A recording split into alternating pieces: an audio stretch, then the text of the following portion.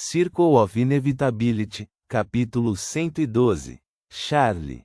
Na adega mal iluminada do Auberge du Coq Doré, um bar aconchegante tinha espaço suficiente para 20 a 30 clientes. No momento em que Lumian entrou, viu um homem pular em uma pequena mesa redonda, com cerveja na mão, e se dirigir ao punhado de clientes ao seu redor. Senhoras e senhores, prestem atenção. Eu experimentei algo inacreditável há 2 dias.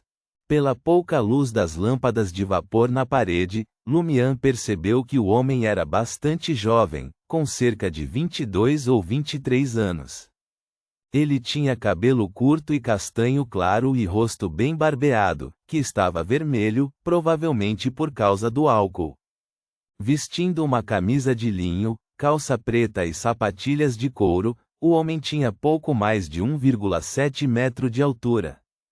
No entanto, seus membros excepcionalmente curtos fizeram com que ele parecesse ter cerca de 1,6 metro. Balançando os braços atarracados e arrastando as palavras, ele continuou: "Quão incrível foi! Vou lhe dizer, mudou toda a minha perspectiva sobre a fé. Como um crente no Deus do vapor e da maquinaria, agora estou pronto para me converter ao eterno sol ardente." Escute, isso não é surpreendente? Você pode imaginar como eu estava faminto depois de 5 dias? Perdi meu emprego e fui demitido por aquele gerente imprestável. Não consegui encontrar trabalho mesmo depois de esgotar minhas economias. Durante 5 dias passei fome, mal conseguindo sair da cama. Estava à beira da morte. Sabe como é isso? Oh, que Deus te abençoe e nunca deixe você descobrir. Naquele momento, não suportava a ideia de morrer assim. Vim para Traer para fazer fortuna e tinha que fazer alguma coisa. Foi quando notei o retrato de Santa Vieve na parede.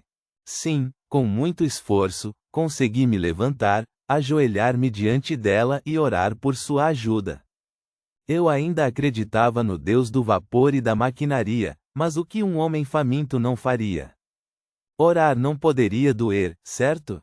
5 minutos depois de terminar de orar, um velho amigo apareceu e viu meu estado terrível. Ele próprio não tinha muita coisa, mas me lembrou que eu havia alugado uma lamparina de querosene para usar à noite. O depósito foi de 35 copetes. Deus, eu tinha esquecido completamente. Com a ajuda do meu amigo, devolvi a lamparina e usei o dinheiro para comprar pão e meio litro de bebida barata. O pão estava frio e úmido, como se tivesse sido mergulhado em massa. O álcool estava um pouco estranho e fraco, mas foi a refeição mais deliciosa que já comi.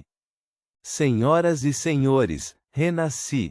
Hoje encontrei um novo emprego e amanhã, durante o intervalo, acenderei uma vela na Catedral da Santa Vieve mais próxima.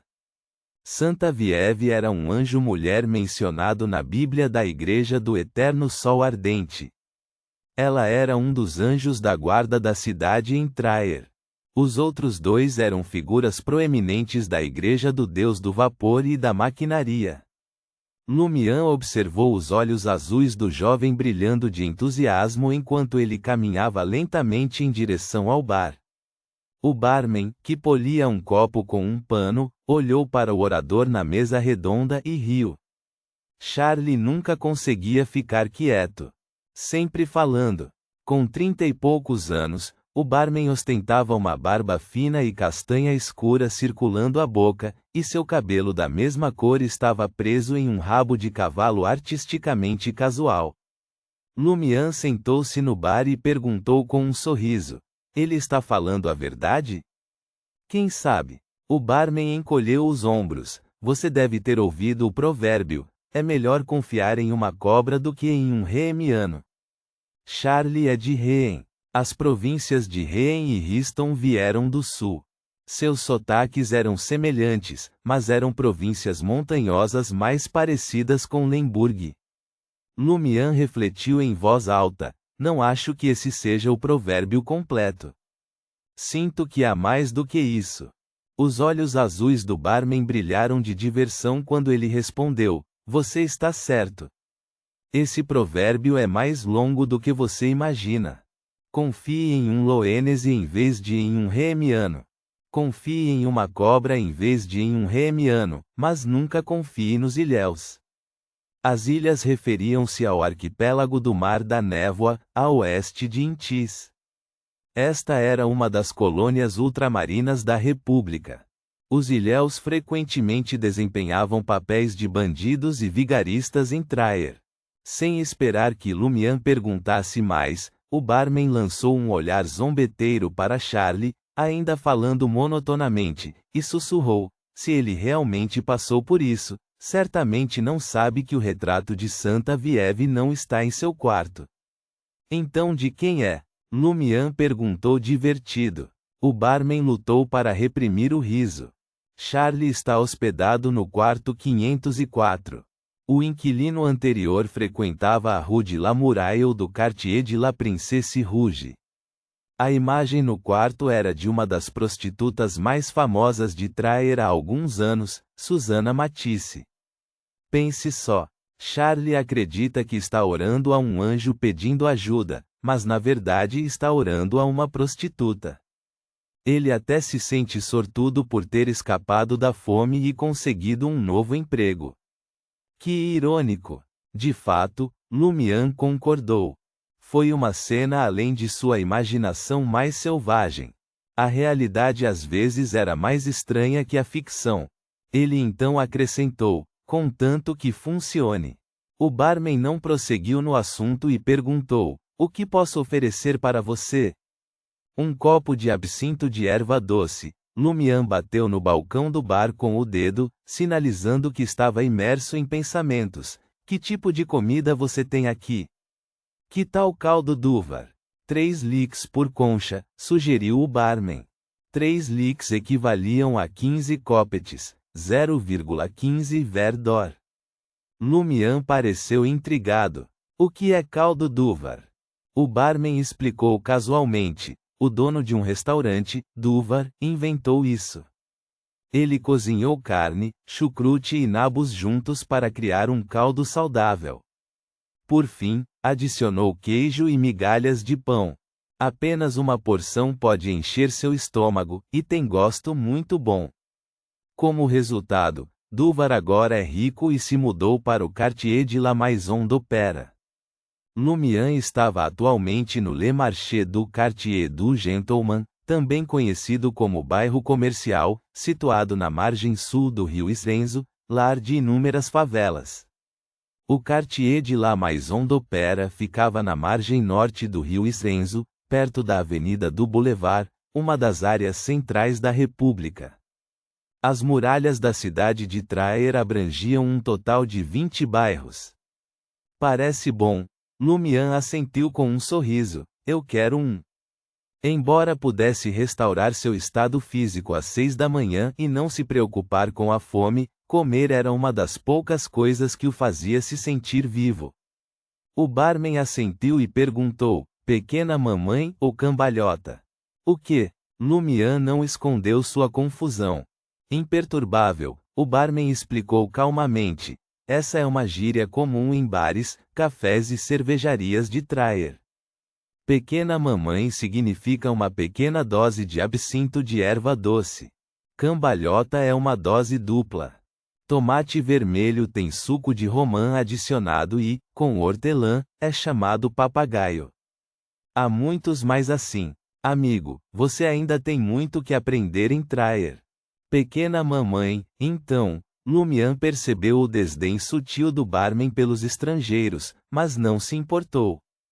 7 licks, anunciou o barman enquanto abria uma pequena taça. Era mais caro do que o absinto do antigo bar de Cordoue, mas era típico em lugares sujeitos a impostos municipais. Logo, um copo de absinto verde claro, brilhando hipnoticamente, apareceu diante de Lumian. Ele pegou e tomou um gole. O leve e persistente amargor do sabor refrescante se espalhou e penetrou em seu cérebro. Enquanto Lumian esperava a garçonete trazer o caldo de d'uva, ele notou potes de vidro, mangueiras, válvulas, engrenagens e outros itens empilhados ao lado do balcão do bar. O que é isso? Ele olhou curiosamente para o barman. Enquanto o barman limpava um copo, respondeu casualmente, deixado por um inquilino anterior. Ele acredita no Deus do vapor e da maquinaria. Ele sempre acha que tem talento para mecânica e acumulou muitos itens semelhantes. Onde ele está agora?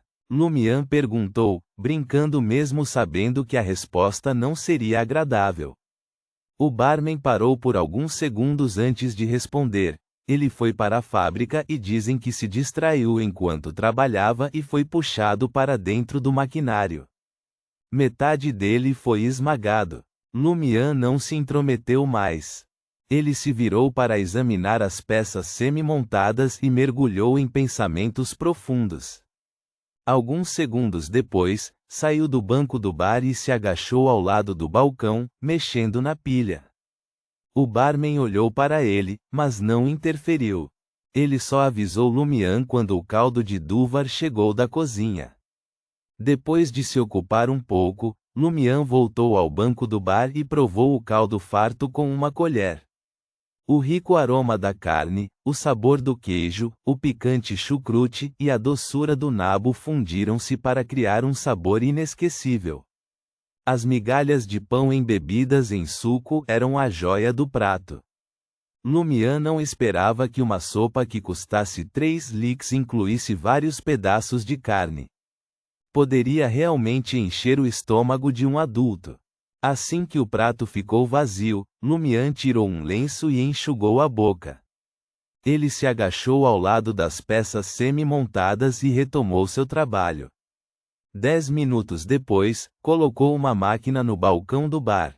Acima da máquina havia uma jarra de vidro e abaixo dela havia componentes complexos conectados a 2 mangueiras de borracha. Lumian então pediu um copo de água limpa e despejou o absinto de erva doce restante, tingindo o líquido incolor de um verde claro. Por fim, inseriu uma das mangueiras de borracha no copo. O elegante barman, com o cabelo preso em um rabo de cavalo, observou atentamente e perguntou, intrigado, o que é isso? Invenção minha, declarou Lumian, traçando um emblema sagrado triangular em seu peito. Também acredito no Deus do vapor e da maquinaria, com algumas conquistas impressionantes no campo da mecânica. Ele então estendeu a mão esquerda com luva preta e gesticulou em direção à máquina. Esta é uma máquina inovadora. Seus efeitos estão além dos seus sonhos mais loucos. O que é que isso pode fazer? Charlie, suspeito de ter rezado para uma prostituta, aproximou-se do balcão do bar com uma garrafa de cerveja e uma expressão curiosa. Lumian explicou, ao mesmo tempo solene e animado, é chamado de instrumento do idiota. Ele testa a estupidez e a inteligência de uma pessoa. Realmente, Charlie e o barman pareciam céticos. Lumian detalhou sua ideia, é fácil de usar. Sopre no tubo até que o líquido do copo suba para a jarra de vidro e forme bolhas. Ao observar essas bolhas, podemos determinar o índice de estupidez ou inteligência correspondente. Intrigado, Charlie disse depois de observar Lumian, fascinante. Exatamente como eu esperaria de um crente no Deus do vapor e da maquinaria. Ele pegou a mangueira de borracha exposta e soprou nela. O líquido verde claro no copo fluiu pelas engrenagens, válvulas e outros componentes interconectados, subindo para a jarra de vidro acima e formando uma pequena bolha. O que isso diz? Charlie perguntou, ansioso pelo resultado. A boca de Lumian se curvou em um sorriso malicioso. Meu amigo, os princípios desta máquina são bastante simples. Quando você acredita em mim o suficiente para realmente soprar nessa mangueira, é quando você prova que é um idiota muito idiota. A expressão de Charlie congelou, seus olhos ardendo de raiva. O barman ao lado dele riu. Excelente! Ele exclamou, genuinamente impressionado. Lumian sorriu para Charlie, esperando pela explosão. Depois de alguns segundos tensos, Charlie engoliu a raiva e virou-se para os clientes que estavam ouvindo sua história. Senhoras e senhores, eis o que descobri: uma máquina inovadora. Ela pode testar seu índice de inteligência. Ponto.